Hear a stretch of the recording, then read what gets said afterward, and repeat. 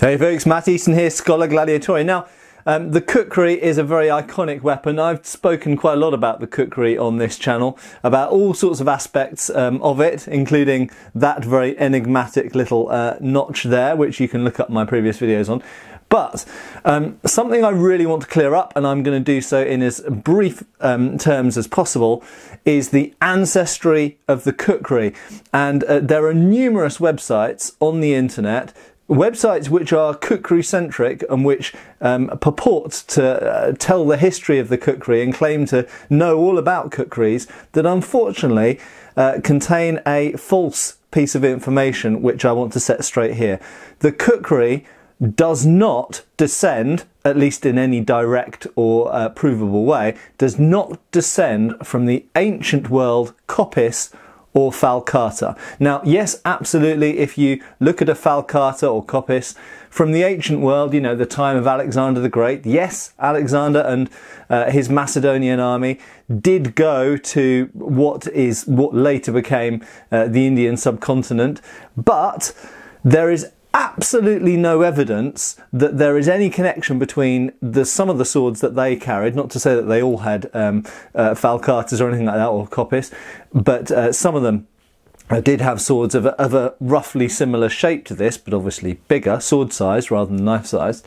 But there is absolutely no evidence that there is any connection between ancient Greek swords or ancient European swords of this sort of shape and later kukris. Now, the kukri itself doesn't really start to appear in a form that is recognisably a kukri really until the 16th century, until about the 1500s.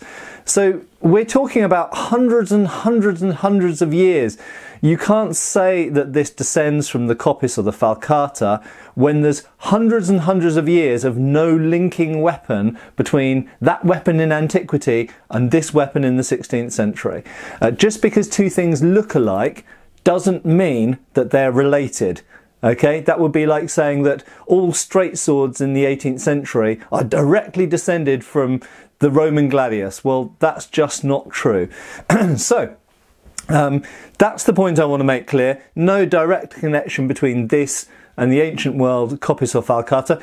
This does, of course, descend from somewhere, and where it descends from is earlier period Indian subcontinent knives and swords, many of which have this forward swept blade. And if we look at medieval, obviously the term medieval is really applicable mostly to Europe, but if we look at from pre-16th century, so let's say we look at by sort of BC AD dating, if we look at AD kind of 13th, 14th, 15th century Indian swords, we can indeed see that there are many types of sort of almost predecessors to the Suzan or Suzan Pata, which is a type of Indian sword, that have this type of canted forward blade. And in fact, we still see this type of sword in Indian so-called temple swords, and they are temple swords, that are of an earlier design and of an earlier type. And that's where the kukri blade comes from. The Indian subcontinent, and of course what became Nepal later, had this type of forward canted blade. But there is no connection that anybody is able to prove, or there's no even reasonable way to suspect, or there's no reason to suspect that there is any connection between those Indian swords and ancient world Falcatas and Kopises. So please stop spreading this myth. This is not a survival of Alexander the Great's army's swords, okay? It is a completely separate thing that just shares some similar characteristics. Thanks for watching. Give us a like if you think this was interesting, and if you haven't subscribed, please do. See you soon for another video. Cheers, folks! Thanks for watching. We've got extra videos on Patreon. Please give our Facebook a like and subscribe if you haven't already. Cheers, folks.